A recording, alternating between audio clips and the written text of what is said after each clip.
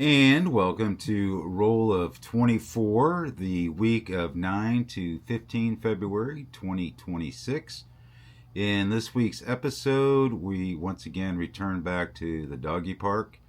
I go out and take some portrait pictures at an event my lovely bride attended.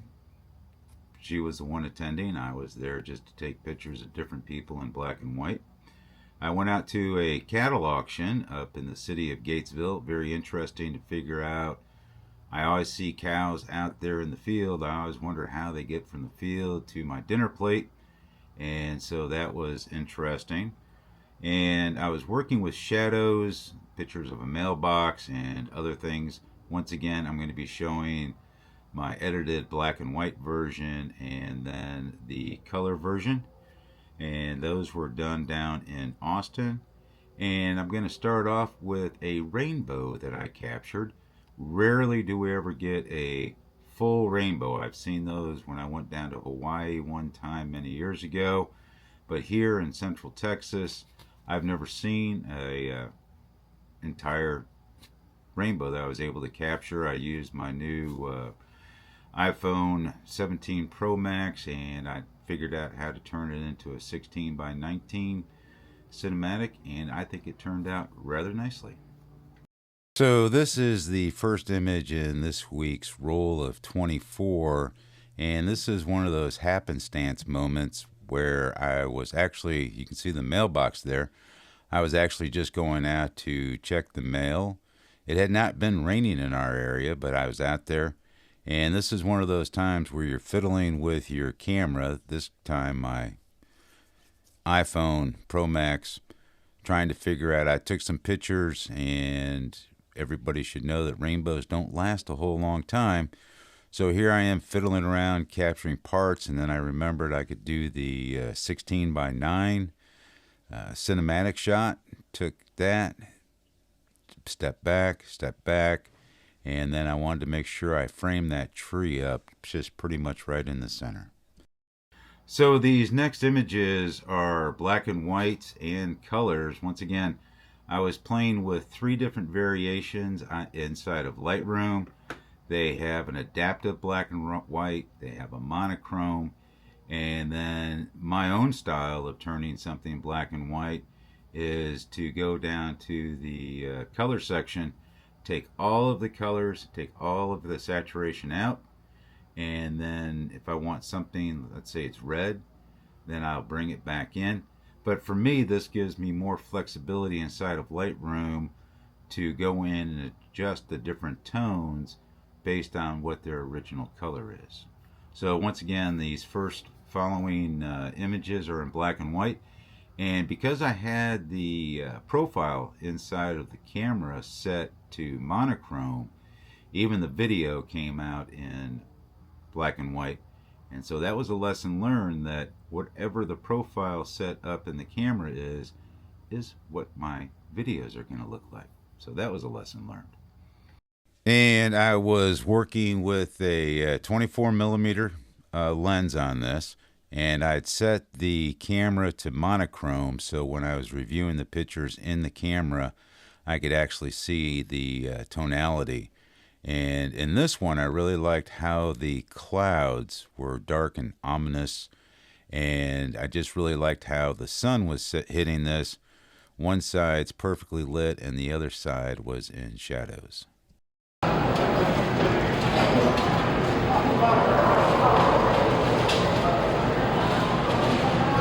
So in this third image, and I've not shot black and white in 30, 40 years, so going back and trying to figure out the tonality to use in a black and white, and what does a black and white film actually look like. And so to me, this one seemed a little dark, but then on the left-hand side, how the light was hitting the bags was very bright, and then it dropped off over on the right-hand side to darkness. And I thought about lighting this up in post, but then I was like, that's the whole process of this experiment, is playing with tones. In this fourth image, I thought this was a good opportunity for black and white because these are just clamshells that are gray. And of course I have the ice, which is white or clear. And you'll see that in this one, the speed and the ISO were increased just because I was inside the store. The lights were flickering somewhat. And I just liked how the final tonality within the various clamshells are reflected here.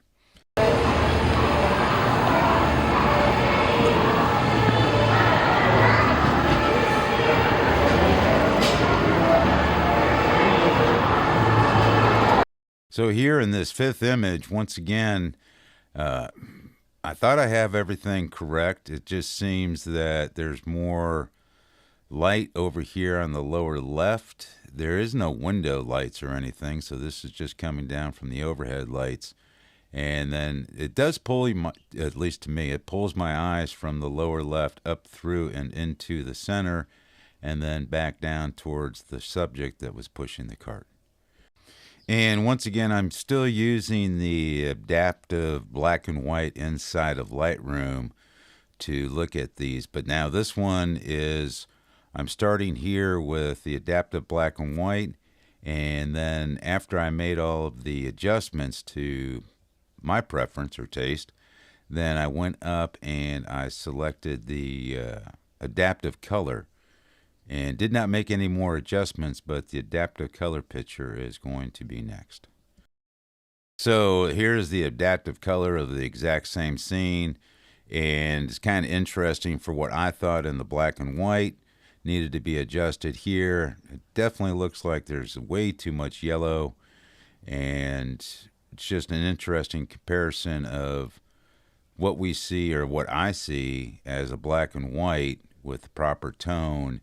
When you switch it back over to color, it doesn't really turn out. Once again, I just think there's just way too much warmth in this and it needs to be cooled down.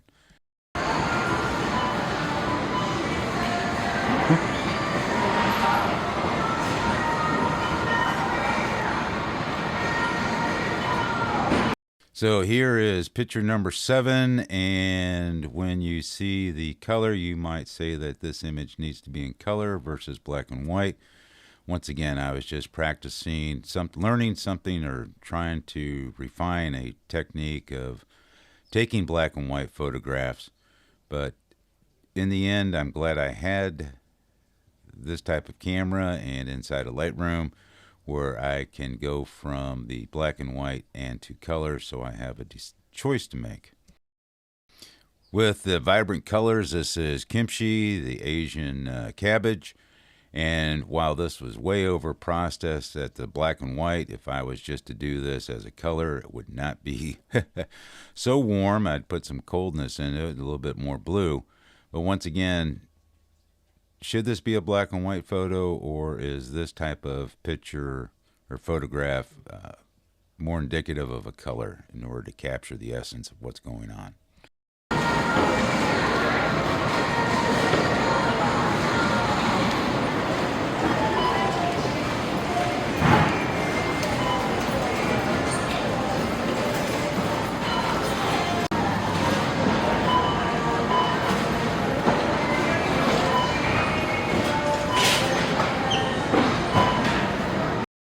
Here in picture number 8 for this week is just a, what is that, Starbucks stand.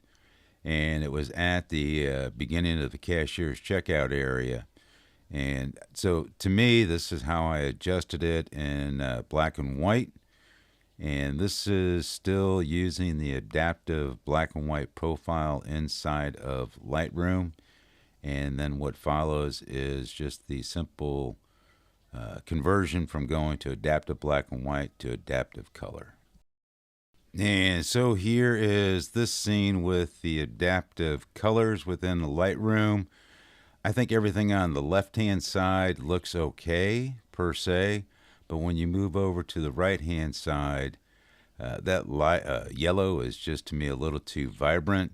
I did try to use the Lightroom reflection remove tool on this to get rid of those lights that were going through on the display case for the Starbucks coffee, but I was just totally unsuccessful, so I just ended up leaving them in the photograph.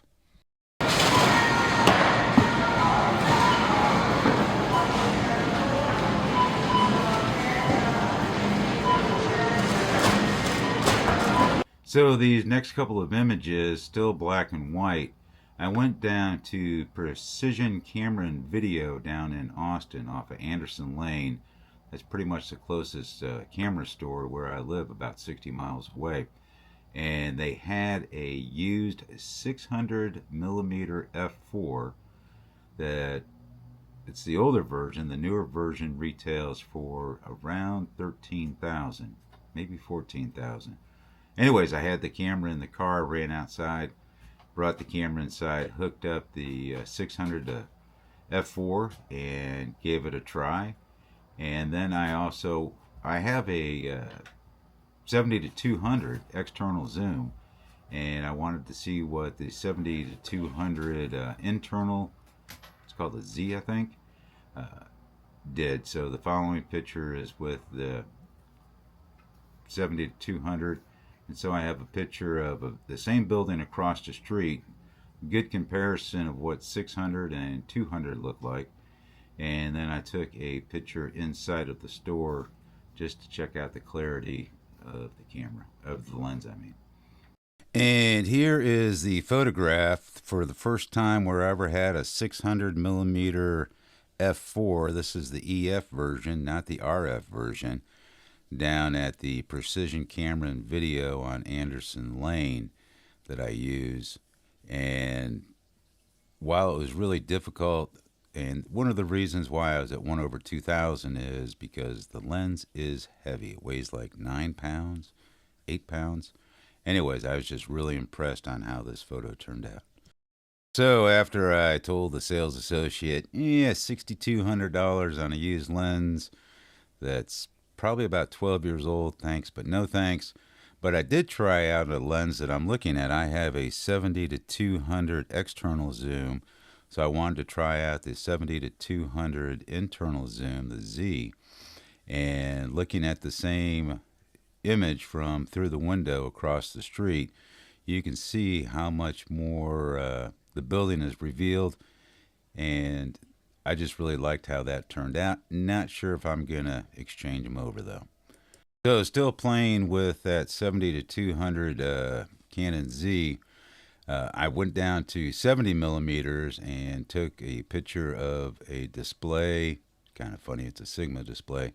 But then I have the people over on the right-hand side, and it is very nice, crisp, and clear at 70. Not sure, again, if I'm going to change out my external zoom for this internal zoom, though. And here is that same picture. And once again, I went from adaptive black and white to adaptive color. And here, they're pretty much matched up. This is probably close to how I would actually edit this video. The next several photographs I took down in the Domain, which is down there in Austin. And I have a short video clip. But one of the first pictures I tried was taking a picture down a corridor with an opening, and I've seen other YouTubers, they just put the camera down and click click click and just looks beautiful. I struggled. I probably went through about 40 or 50 frames, and out of all of that I think I got 2. Other people make it look easy. It's a skill that I'm going to need to work on.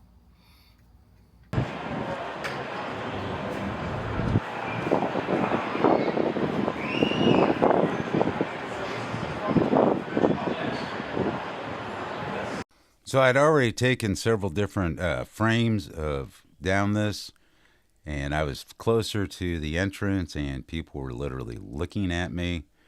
And so I moved back some, and I caught this young man coming around the corner with his head down, but he didn't see me right away. And I do like how this one transitioned over into black and white. And so here is the color version. Once again, I went from adaptive black and white to adaptive color. And in this instance, I do like the black and white better than the color as shown here. And after coming out of that tunnel, a lovely bride spotted this yellow Corvette across the street. And it was very impressive. And now on this one, Maybe I just didn't do the tonal adjustments very well or not. Kind of hard to say. I did have the 24 millimeter on here, so I couldn't really get close. But in this instance, I think I'll stick with the color image. And here is the color image of the black and white. And the reds were more prominent on the restaurant across the street. You can actually, to me, I don't know, the people are saying, but once again, that yellow Corvette just really stands out and pulls the eye straight to the center. So this is an image. So I had a pretty vibrant sky going on here. I had some vehicles, some people walking down the street, and the sign over there just above the left shoulder of the person with the white t-shirt on. And while this is kind of a busy scene, I do like how this turned out in the black and white image. And once again, here's the comparison. I did not make any other adjustments. And you can tell on the building up there in the upper left-hand part of it, it's a little too blue. But everything else, the yellow walking sign, the sheen on the cars, the people walking on the right-hand side. So if I were just to do this in color, I would definitely have to go in and fix that building, the upper left-hand quadrant of that. So after taking the picture of the building, walking around the domain, the big shopping area, we were heading back towards the car, which takes us through this tunnel again. And I stopped, and once again, I tried to do like I see other people do on Instagram and YouTube. Just put your camera down on the ground and wait for people to walk by and click, click, click. And probably about 100 pictures later, I did like this one because I do have their feet. Almost all the people have their feet in one up position and one in a down position. But once again, though, the gentleman staring right at me. And here is the color conversion over into, I actually used the landscape profile because of the trees that were presented in this tree scene instead of the adaptive profile within Lightroom. And I think I'd go with the black and white because it was just way too bright that day. And even at 1/2500, I would have to bump this up to about 4000, but then the walls on the left and right would have been in shadows, really deep shadows. So here is one of the last scenes before we entered into the blue parking garage. And because this was down here in Austin, it was a semi-cloudy day, as we saw in another previous picture, but I still had to put this to 1/2000 to darken the scene up. I wanted to stay at 1.8 for the lens, just because I wanted to practice. Now, I should have changed the ISO downwards, but I guess I forgot about that, which does happen sometimes.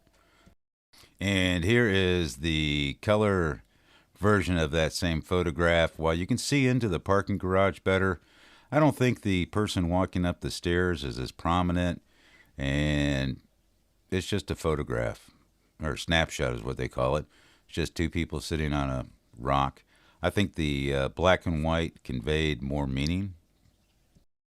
And so the next image is going to be a just a mailbox on the street. And I had to hang around for 15-20 minutes, wait for the sun to come back out from behind a cloud. And I really struggle with black and whites and the tonality. And so that was the task I assigned myself for this week. Not my purposeful challenge, but just something to work on in order to capture tone better. So we're up to frame 16 here, and this is the mailbox out on our street. And I hung around here for about 20 minutes, wait for the sun to come back out so that I can get the shadow. And I wanted to see how I could play with this. And inside of Lightroom, I was able to use the object tool just to highlight the shadow and then bring the shadows down to make that more prominent, which to me is the focal point of the scene. You look at the shadow, and then you bring your eyes up to see what created said shadow. And so here is the color version of the black and white. And to me, once again, the black and white conveys some type of meaning and importance here. to where this color is just a okay, you took a picture of a mailbox. The shadow does not draw my eye like it did in the black and white. In this week's purposeful picture, it was to go out and explore something new that you've never seen before. And the second thing that I challenged myself was to include a stranger. And I should turn this around to my print thing. And this is what I chose. I went up to the city of Gatesville, and they have an auction barn. And I've never been to a cattle auction barn. I always wondered how cattle made it from the field to my dinner table. And the stranger in here is a gentleman who was there to buy a bull, and he was standing up on the catwalk looking down and assessing the cattle below. And so here I have it printing off on the Canon Pro 1000, and I decided to do this in black and white because, once again, if there's not any color in a scene, it's recommended probably to go black and white. And for this, there's the final print. I'll bring that over here to my stand. And I really liked how this turned out with the leading lines and the clarity. And I used a 10 to 20 millimeter Canon ultra wide angle for this to capture everything in the scene. And for this, I printed this off on Canon fine art paper. Here it is. Premium fine art paper. The 17 by 22. And I really liked how this turned out. And once again, as a black and white, it turned out, I thought it turned out really nice.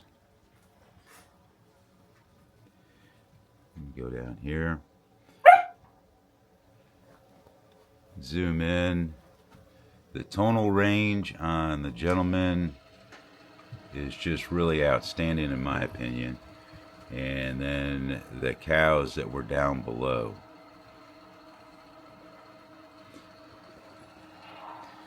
So that was the purposeful picture for this week.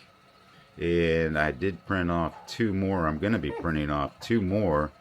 One of them of a gentleman that was sitting there bidding, and then a picture of the whole arena where the cows come in and get bid and purchased. So this was the first time I've ever used this premium fine art rough.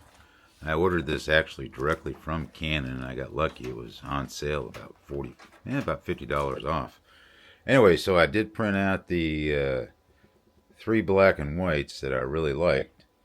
One of them is of a gentleman doing the bidding, and this one turned out rather nice because it's done in a portrait style, and it actually fits into the mat boards I have.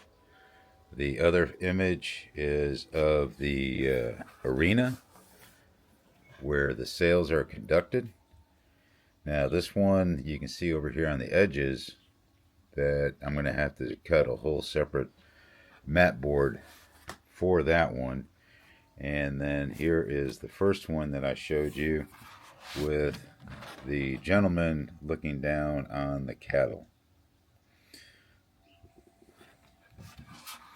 So cutting a mat board is not a problem. Last year I watched several YouTubes, bought a nice mat board machine, and so I can cut my own mat board and sometimes expand my own mat boards.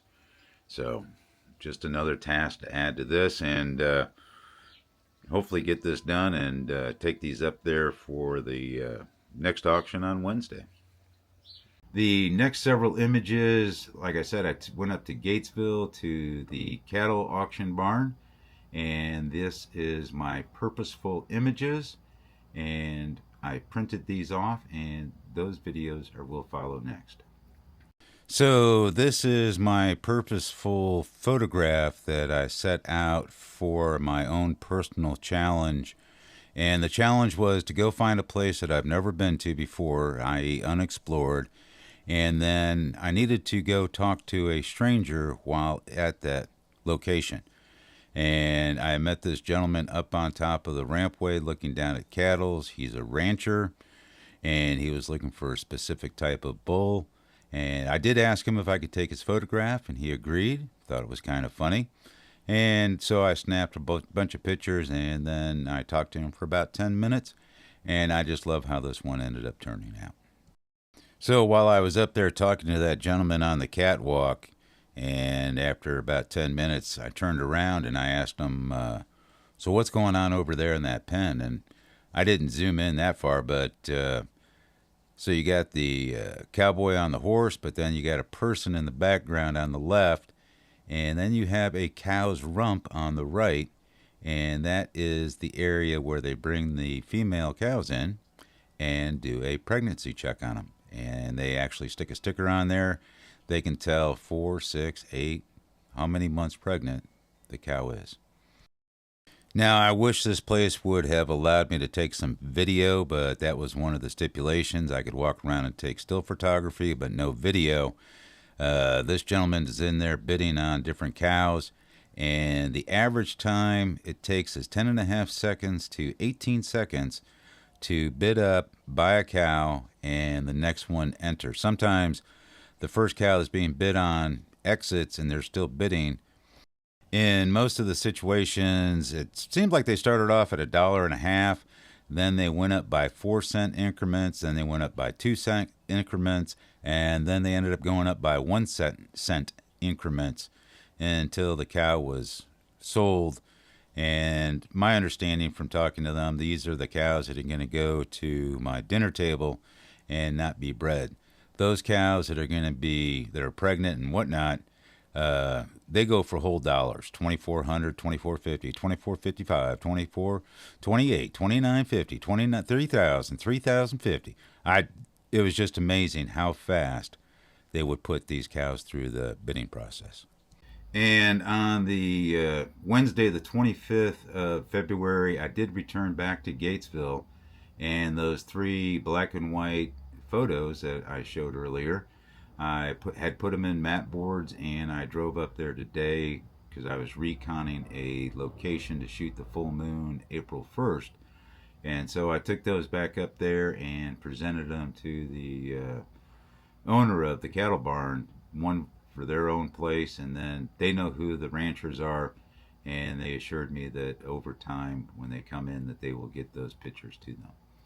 So these next 2 images, once again, my lovely bride was invited to an event, and I tagged along just to take some pictures, and it was interesting. The clouds were just really awesome. But anyways, the first picture was converted into a black and white using the adaptive profile inside of Lightroom. And once I was done, all I did was go from adaptive black and white profile to adaptive color with no other adjustments, because I just really wanted to see how the colors inside of what I was doing inside of the black and white translated into a color photo. And here I am at an event with lovely bride. We showed up about 30 minutes, 45 minutes early. And I just loved how these clouds were portrayed above these flagpoles. And once again, it's during the week, and I'm still focused on black and white photography. And I made the adjustments here, and then the next image is going to show the adaptive profile. And so here I just switched over from adaptive black and white over to adaptive color within Lightroom. And now I did go in and change up just a little bit. I made the red stripes a little redder, and I did bring out the yellow in that flag on the right hand side. This was being held at some church's fellowship hall, but boy, those clouds just very impressive. And here is a portrait of the lovely bride outside of the event. We arrived probably about 30 minutes before the doors opened because we'd never been to this facility before.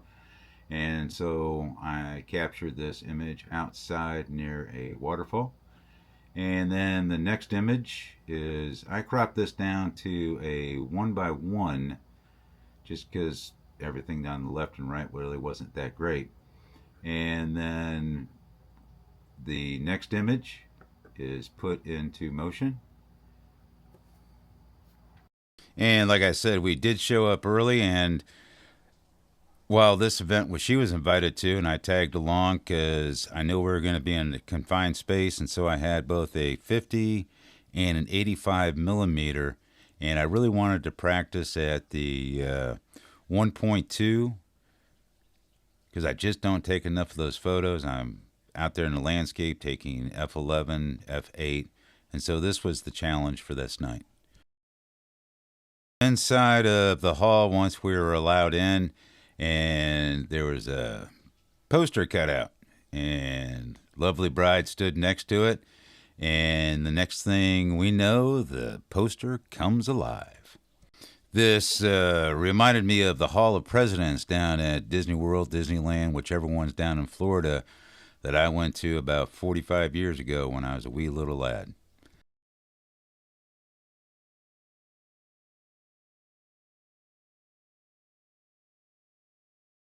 And I can never go by a week without one or two pictures of Charlie.